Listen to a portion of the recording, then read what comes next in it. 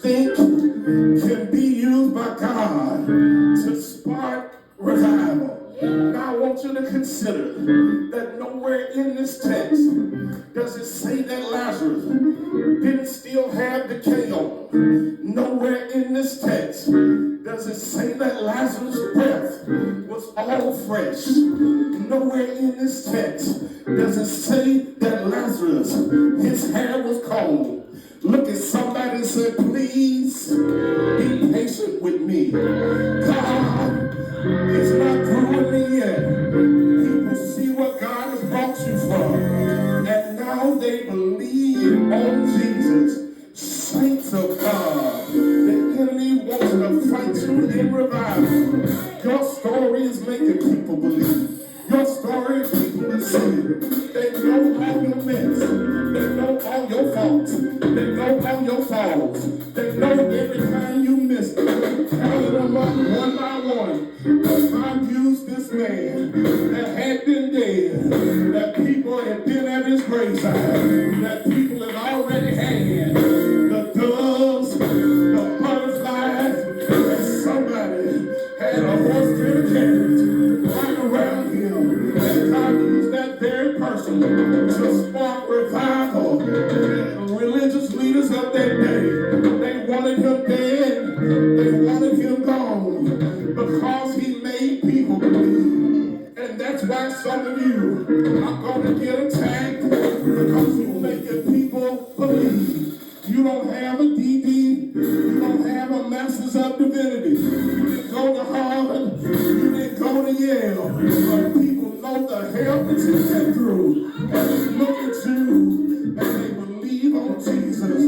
I don't know about you, some of us have been given up for dead, some of us been left for dead, but God can use you, even though you've been left for dead. Our breath may not be the freshest, we may not smell the best, we may not look the best. I feel Celia again up in here, and Celia said I may be black, I may be ugly, my breath may not be the freshest, my smell may not be the nicest, but God found a way to use me. They didn't only want to kill Jesus because people believed on Jesus, but they wanted to kill Lazarus because he was a walking, talking, living example of the grace of God. Some are counting your blessings. They're counting all your detriments. They're naming them one by one. But even though you've been to the graveyard and back, then God used Lazarus as a powder keg to set off revival. My life is a shining example. It may not be one to be copied, but God can bring revival from my life. It's the low depths that I've been to that's making people believe on God. I'm telling you, what your detriments are, what you sit in the mirror and look at every day, what you mad at yourself for having that detriment, God can use that very thing to make people believe on Jesus. Didn't he say in his word that his strength is made perfect in weakness? I'm talking to some people. It's a post-graveyard experience. It may not be pretty, but some of them ain't been to hell and back. But it takes those who've been to hell and back to spark revival. All of those religious leaders, none of them spark revival. But here the folk that been to hell and back, and revival breaks out. Is anybody proud of being the hell and back and wearing the juice and God brought you? I'm telling you that God can use your time in the horrible pit. God can use your time in the miry clay. God can use your time in the lanes on the highway to make others believe. When God walks in the door, opens the door, doors shut, and God restores your life, I'm telling you that people will believe. They had to see them take your car. They had to see them take your house. They had to see some of them. See your man take it. They had to see you suffer a tough death. And God is walking in this building all this morning and told you, despite your graveyard experiences, that your graveyard experiences are going to show life to others. You got to show, you got to prove out that there's life after death.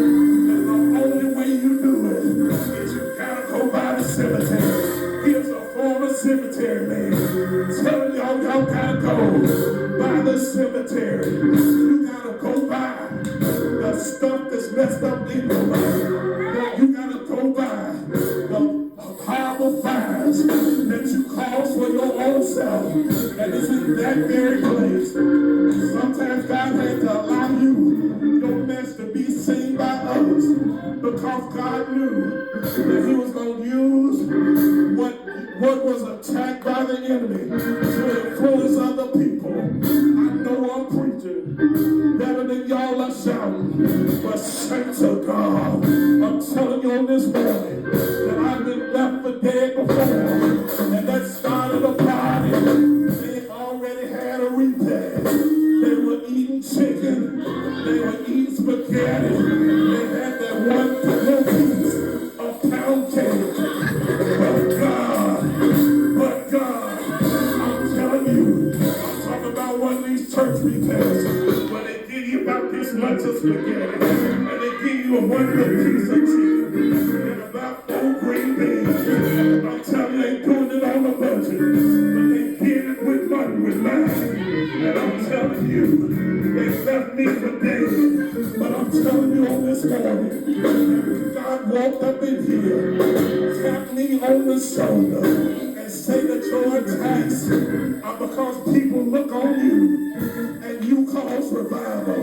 They witness your murder. They witness your killing. They witness your name being dragged. They witness you being held back in the 6th grade. But saints of God, I walked up in here and He's changing the scene. And people look at you and they believe on God. Brother Young,